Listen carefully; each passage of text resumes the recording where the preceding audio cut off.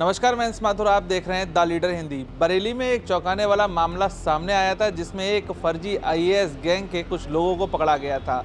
इनमें ये दो सगी बहनें थीं और एक इनकी रिश्तेदार थी। आपको बताएं, इन लोगों ने सबसे पहले अपने आप को आईएएस और पीसीएस बताकर लोगों पर भौकाल जमाया और उसके बाद उनसे लाखों रुपए ऐंठना शुरू कर दिए।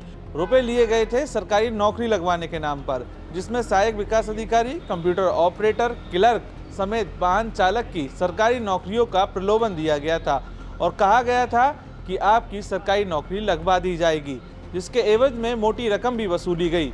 और इस रकम की अगर बात करें तो अब तक के जो आंकड़े सामने आए हैं उसमें 50 से 60 लाख की ये रकम निकल के सामने आई है।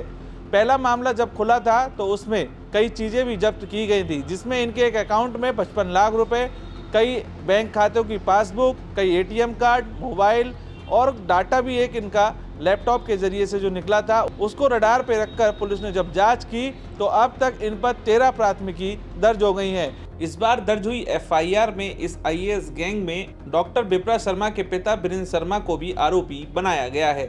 वहीं इस पूरे मामले में एक सबसे बड़ी बात जो निकल के सामने आई है कि एक ही दिन में इन पर 9 एफआईआर दर्ज और हुई हैं, जिसके बाद इन पर एफआईआर की संख्या 13 हो गई है।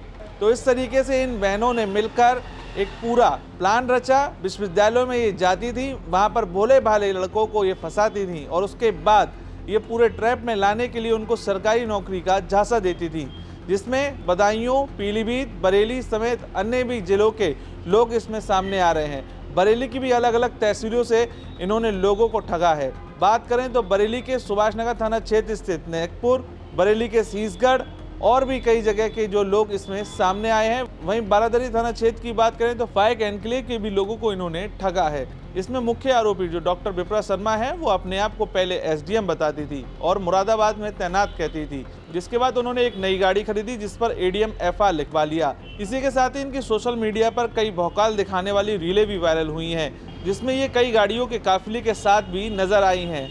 तो ये इस तरीके से पूरे बरेली में अपना ये जाल बिछा रखी थी और बरेली मंडल के कई युवाओं को अपने निशाने पर ले रखी थी, जिसके बाद ये लगातार ठगी करती जा रही थी। मामला तब खुला जब इन्होंने जो फर्जी लेटर भेजे थे और जब अभ्यर्थी उनको लेकर विभाग में पहुंचे तो उसके बाद पता चला कि उनके साथ ठगी हो गई है। इनमें से कई लोग जब इनसे पैसा मांगने के लिए पहुंचे तो उसके बाद इन्होंने उनको जेल में डालने की धमकी दे डाली। लोग कुछ सख्ते में आए, लेकिन कुछ ने हिम्मत दिखाकर इन पर एफआईआर दर्ज कराई, जिसके बाद अब परत दर परत कई और मामले खुलते जा रहे हैं और लगातार शिकायतकर्ता भी अब हिम्मत दिखाते हुए सामने आ रहे हैं।